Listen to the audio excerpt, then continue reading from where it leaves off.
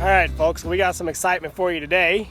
I finally got parts showing up for Wilbur, and since I've got some time, the hot shot should be here in the next hopefully 20 to 30 minutes. I've already went ahead and got started. I got Rosie ready, idling to make sure she would start. We're gonna have to use her for the crane basically. And I've got my straps laid out here on the ground, which those are my two old straps. I've gathered up my shackles. I've got two new straps over here by the Connex that I just went to Harbor Freight and bought just in case these old ones bust, because they've been laying out here in the weather and the sun for a year.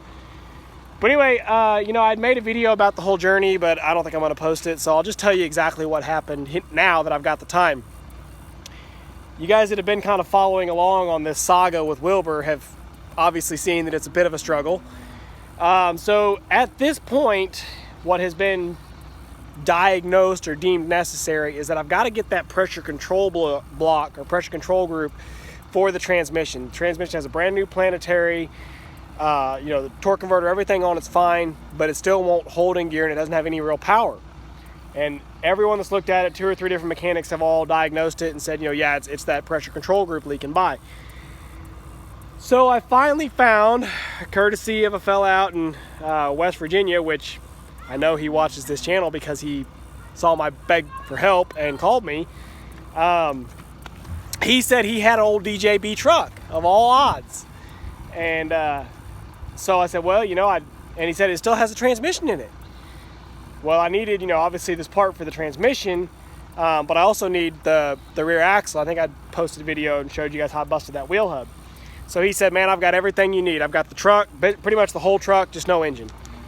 So I flew out to West Virginia to look at it, and we get out there, and at first glance I look at this transmission. I said, dude, that's not the same. I don't know what's different about it. I was like, but it's just smaller. Look at this. This is my usual daily chaos here. Not daily, but every day that I can be. Anyway, so I look at it and I said, man, that transmission is just smaller. I can't explain it. I'm just telling you, it doesn't look right. It looks smaller than mine. Well, of course, it doesn't have the serial number tag on. It's ripped off, so we have no way to prove it or identify it. Finally, I pull out pictures of my transmission. Absolutely, it's different.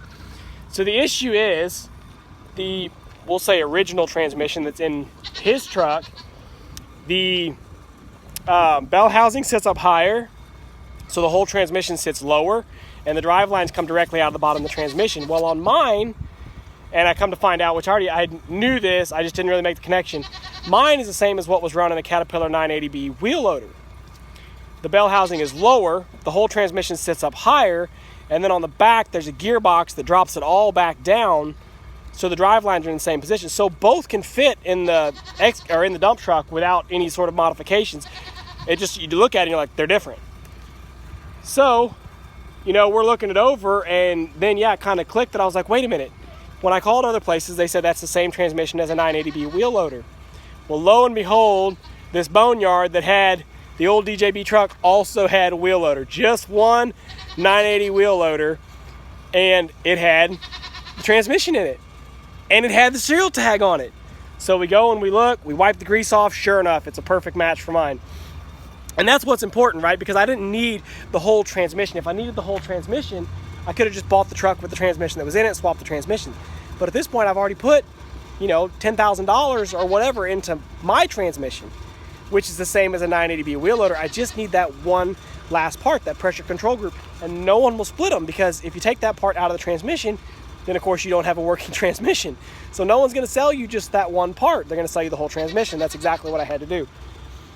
So kind of funny, because this fella out in West Virginia, he swore up and down on the phone he'd had 5 of those trucks and they all had the same transmission, every one of them. And then we look at his and go, nope, they're different. So he says, well, yours must be some kind of aftermarket. Somebody must have swapped yours later. Until he called me that night, and I'm calling you out, buddy, because I thought it was funny. He calls me that night on FaceTime and he goes, hey, check out my truck, because he's still got one.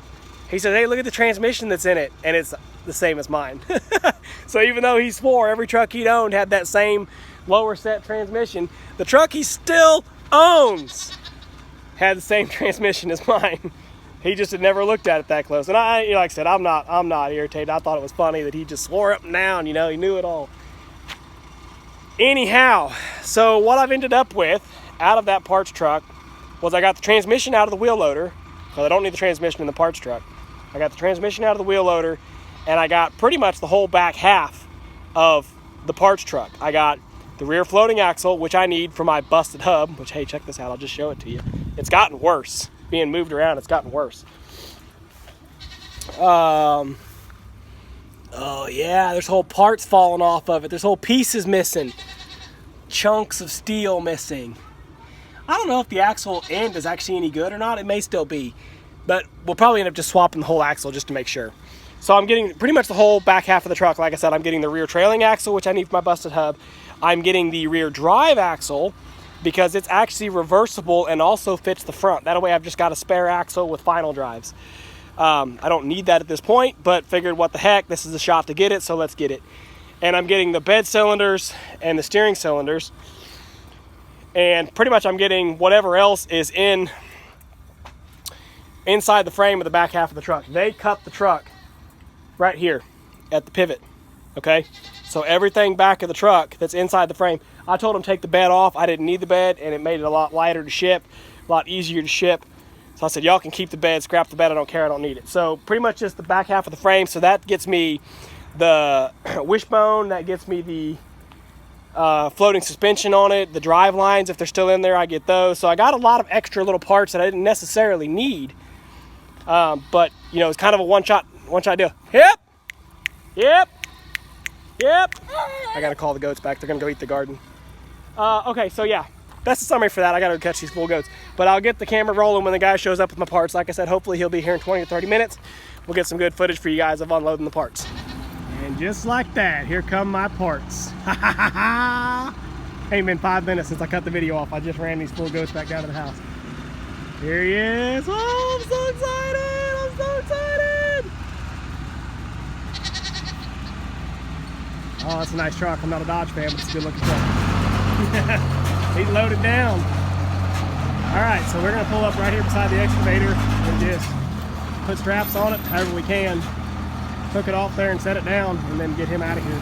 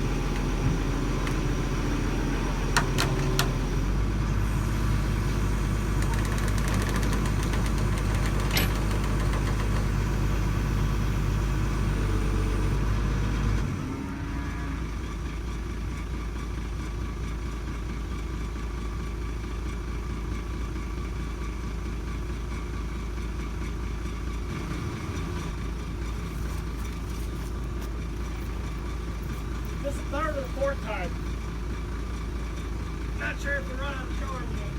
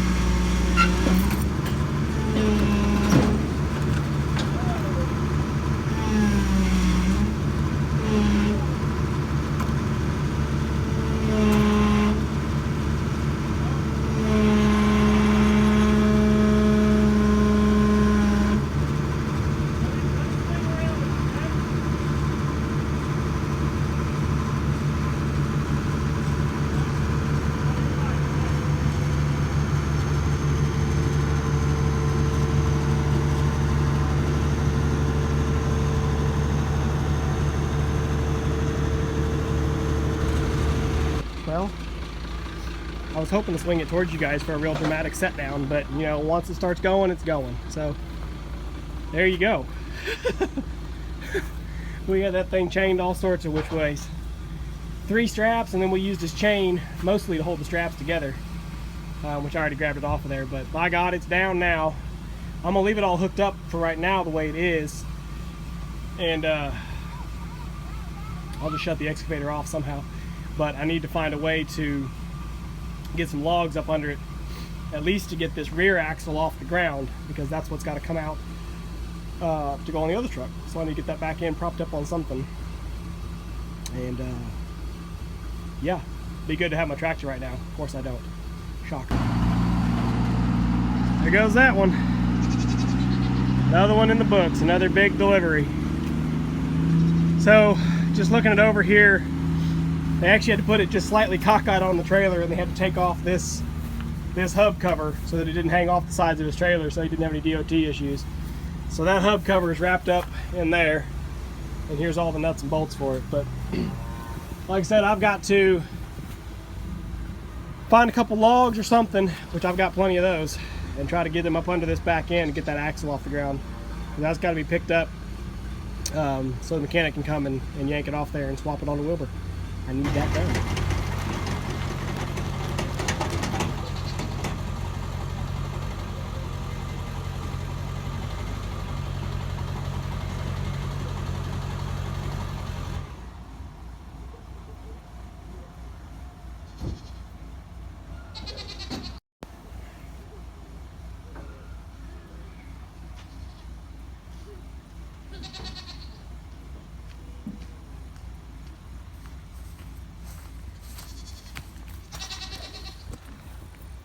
I think I need some YouTube coaching. You'd think I would have figured it out after all this time, but I continue to set my phone on camera mode and then not push start. So one of the dumber funny things I've done in a long time was decided to drag this, this huge log. I could just about pick it up and throw it on my shoulder. So I hooked onto it and was gonna do this all dramatic, like yanking it out of the ground for you guys, and then of course I didn't actually play the video, or start the video. But I'm gonna do it now. Well, I'm not gonna yank it now. You got to see me drag it at least, with my way oversized truck for that project. Could have done it with a daggone bicycle. But I'm gonna roll it over here and try to get this back into this frame picked up again, and try to get this log rolled up under it to get that axle up off the ground. That's the plan.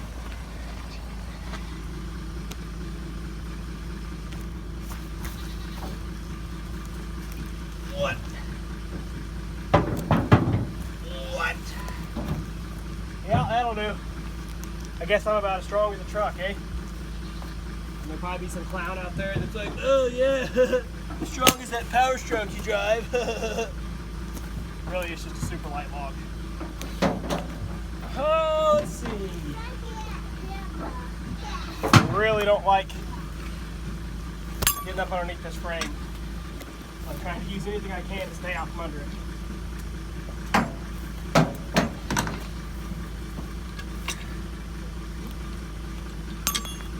Hopefully this log is enough. Do what I want here.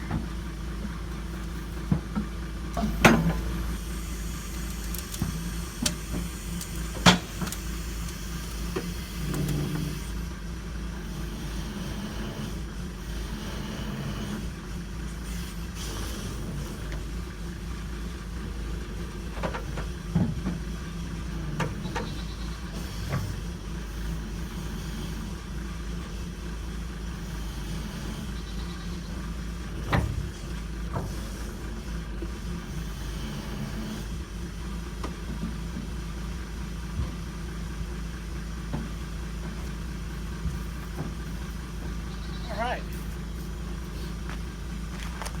Yeah, that's basically what I wanted. It ain't great, but now you can get the hub is up off the ground. This hub is on the ground. But I just wanted to get this back end up at least before I disconnected the excavator, which of course, looking at it now, if I'm only picking up one end at a time, or one axle at a time, I can always hook it back up. But ultimately what I'd like to do is get this whole thing up. I don't like these hubs sitting in the dirt. So ultimately I'll get the whole thing up off the ground, just crisscross a few more logs. I'll saw them out into like big 6x6s or 8x8s. I say 6x6s like that's something big. Saw them into the biggest square that I can on the sawmill out of dinky logs, or at least 2 flat sides, so I can stack them up as timbers. But this at least gets the axle up off the ground, the back axle. That was my goal, so we can work on it to get it out from under the truck. So I'm gonna get everything rigged down off of it now, get the excavator killed, and yeah, we'll try to make a plan to work on this thing.